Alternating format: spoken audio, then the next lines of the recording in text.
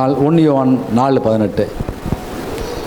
அன்பிலே பயமில்லை, பூரண அன்பு பயத்தை புறம்பே தள்ளும். பயமானது வேதனையுள்ளது, பயப்படுகிறவன் அன்பில் பூரணப்பட்டவன் அல்ல. அன்பிலே பயம் இல்லை. என்ன இல்லையா? அன்பு தாங்க சகலத்தை தாங்கும், சகிக்கும், நம்பும், விசுவாசிக்கும் எல்லாமே.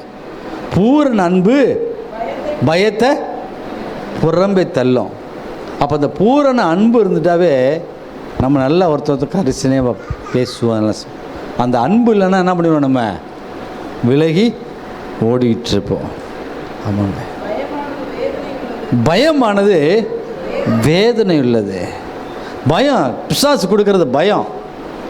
ஆண்டருக்கு பயப்படுற பயம்னு ஒன்று இருக்குது, பிசாசுக்கு பயப்படுற பயம்னு ஒன்று இருக்குது.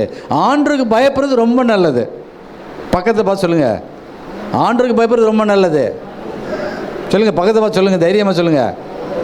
ஆண்டருக்கு பயப்படுறது அதுதான் நல்லது. ஆனால் பிசாசுக்கு பயப்படுறது,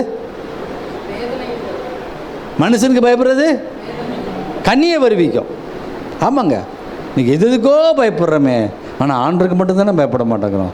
சில பேர் இருக்காங்க, பிசாசு சொல்லாத, ஆனால் ஆண்டரை அவர் கிடக்கிறார். இப்போ நிறைய பேர் இல்லைங்க, ஆண்டருக்கு பயப்படுற பயம் நம்மகிட்ட வந்துட்டாவே அவர் என்ன செஞ்சு வரான்? பயப்படுகிறவன் அன்பிலே. ஆமாம், ஜீசஸ் வரும்போது பயப்படக்கூடாது, அன்பு நிறைவு. அல்லேலூயா. அதனால தான் யோவான் இயேசுடைய மார்பில் ஏன் படுத்திருந்தான்? பூரண அன்பு. என்ன அன்பது? ஆமாம். ஆனால் பேதுரு என்ன பண்ணுவார்?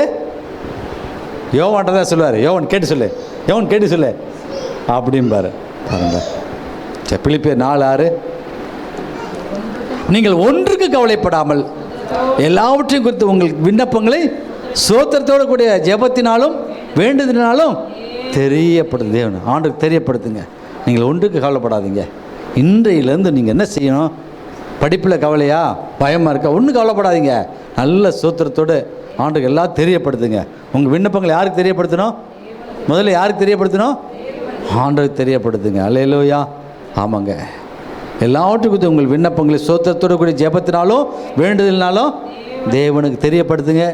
நிச்சயமாக உங்களை அவர் ஆதரிப்பார், உங்களை விசாரிப்பார், உயர்த்துவார், உங்கள் துக்கத்தை சந்தோஷமாய் மாற்றுவார்.